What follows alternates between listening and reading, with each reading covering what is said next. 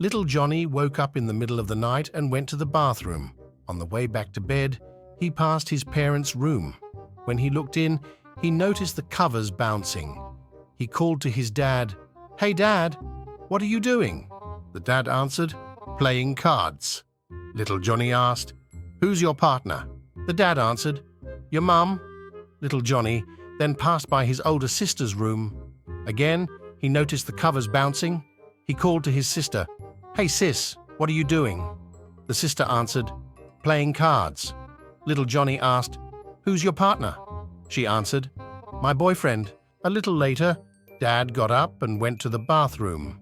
As he passed Little Johnny's room, he noticed the covers bouncing. He called to his son, "What are you doing?" Little Johnny answered, "Playing cards." Dad asked, "Really? Who's your partner?" Little Johnny answered, "You don't need a partner if you have a good hand." A man is alone in an airport lounge. A beautiful woman walks in and sits down at the table next to him. He decides, because she's wearing a uniform, she's probably an off-duty stewardess. Because her jacket is folded neatly beside her, he can't see any logos, so he decides to have a go at picking her up by identifying the airline she flies for, thereby impressing her greatly. He leans across to her and says the British Airways motto, "To fly, to serve." The woman looks at him blankly. He sits back and thinks up another line. He leans forward again and delivers the Air France motto, "Winning the hearts of the world." Again, she just stares at him with a slightly puzzled look on her face. Undeterred, he tries a third time, this time saying the Malaysian Airlines motto, "Going beyond expectations." The woman looks at him sternly and says, "What the fuck do you want?" "Aha," he says, "American Airlines." A bride tells her husband, "Honey, you know I'm a virgin, and I don't know anything about sex. Can you explain it to me first?" "Okay, sweetheart. Putting it simply, we will call your private place the prison, and call my private thing the prisoner.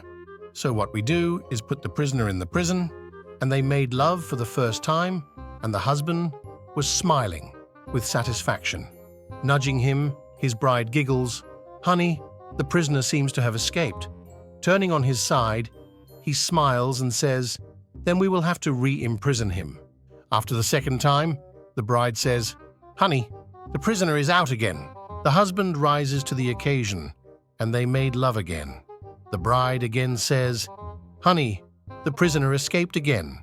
To which the husband yelled, "Hey, it's not a life sentence." An old man calls his son and says, "Listen, your mother and I are getting divorced. 45 years of misery is enough." "Dad, what are you talking about?" The son screams. "We can't stand the sight of each other any longer," he says. "I'm sick of her face, and I'm sick of talking about this, so call your sister and tell her." And he hangs up. Now the son is worried. He calls his sister. She says, like hell they're getting divorced. She calls their father immediately. "You're not getting divorced. Don't do another thing. The two of us are flying home tomorrow to talk about this. Until then, don't call a lawyer, don't file a paper. Do you hear me?" She hangs up the phone.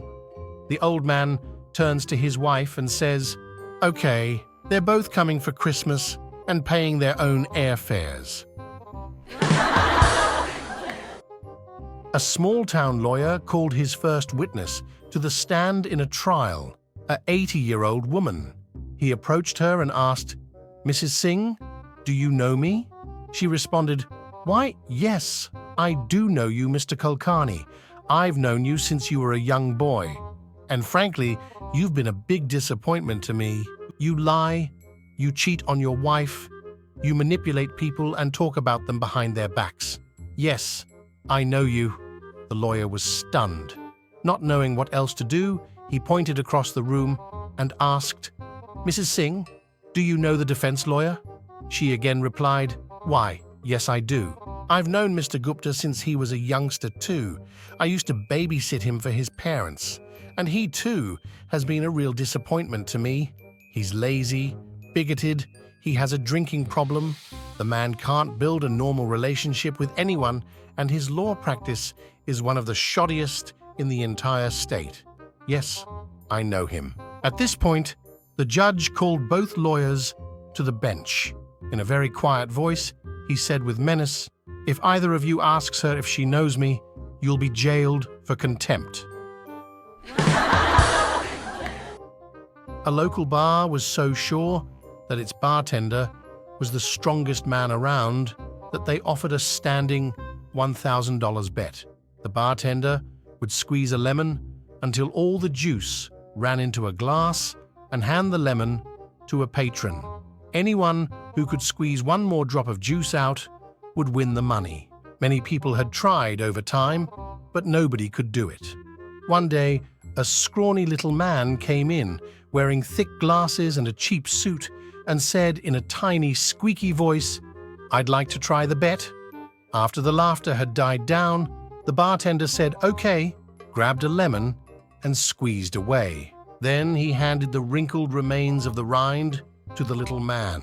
But the crowd's laughter turned to total silence as the man clenched his fist around the lemon and 6 drops fell into the glass. As the crowd cheered, the bartender paid the $1,000 and asked the little man, "What do you do for a living?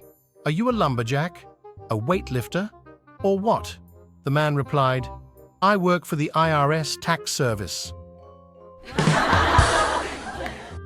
One winter morning during breakfast, a husband and wife in northern Minnesota were listening to the radio.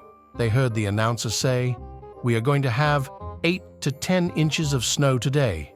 You must park your car on the even-numbered side of the street so the snowplows can get through." So the good wife went out and moved her car. A week later, while they are eating breakfast again, the radio announcer said, "We are expecting 10 to 12 inches of snow today. You must park your car on the odd-numbered side of the street so the snowplows can get through." The good wife went out and moved her car again.